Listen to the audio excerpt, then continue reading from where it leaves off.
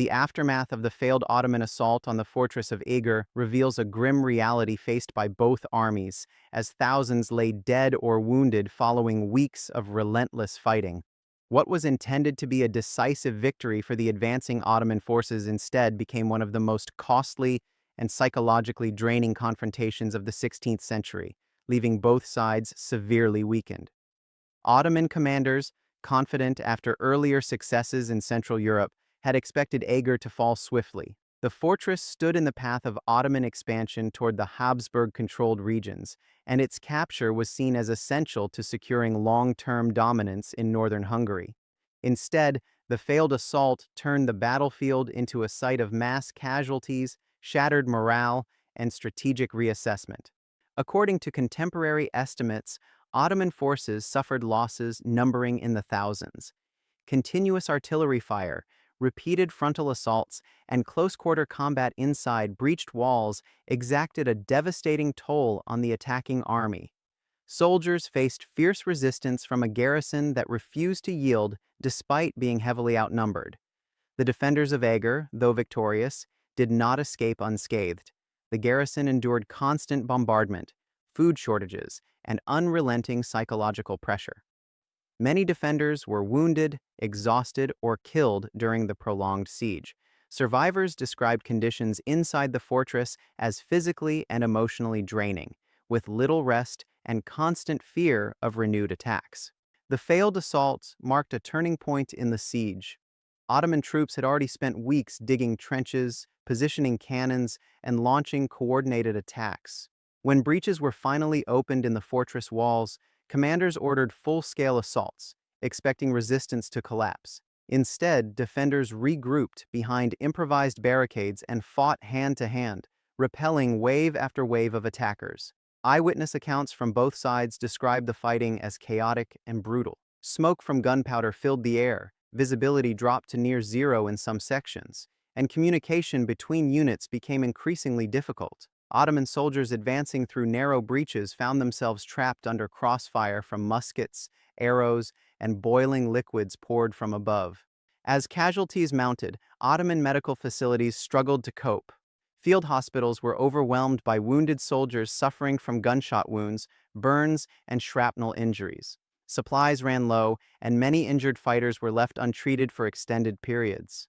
Disease spread rapidly through crowded encampments, further increasing the death toll. Despite suffering heavy losses, Ottoman commanders continued to press the assault, believing that sheer numbers would eventually overpower the defenders.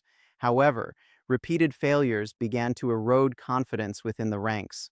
Soldiers grew increasingly fatigued, and desertions reportedly increased as hopes of a swift victory faded. Inside Eger, the situation was equally dire. Defenders lacked adequate medical supplies, and many wounded fighters returned to battle with untreated injuries. Civilians who had taken refuge inside the fortress assisted in carrying ammunition, repairing walls, and tending to the injured. Women and elderly residents played critical roles in sustaining the defense, despite the constant danger posed by artillery strikes. Psychological exhaustion became a defining feature of the siege's later stages. Both sides experienced sleepless nights, constant alarms, and the stress of anticipating the next assault. For the defenders, the fear of annihilation loomed constantly.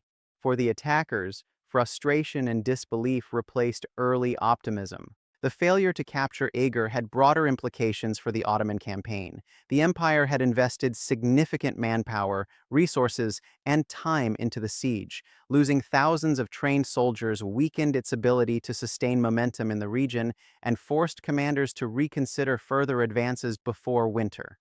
Military analysts of the period noted that the siege exposed the limits of numerical superiority when facing determined defenders in fortified positions.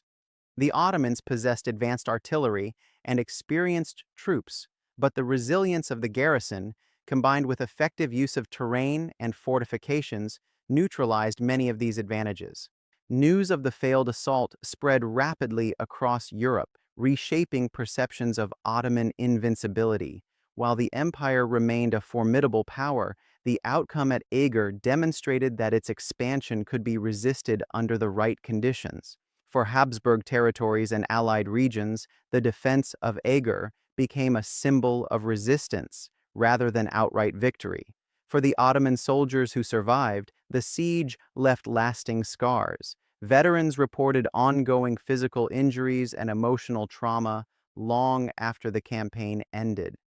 Many had witnessed the deaths of comrades in repeated assaults that yielded little progress. Morale within affected units took months, if not years, to recover. The defenders, though celebrated, faced a similar aftermath. The garrison was physically depleted, and rebuilding the fortress required significant effort. Many families mourned lost relatives, and the psychological impact of prolonged siege warfare lingered among survivors.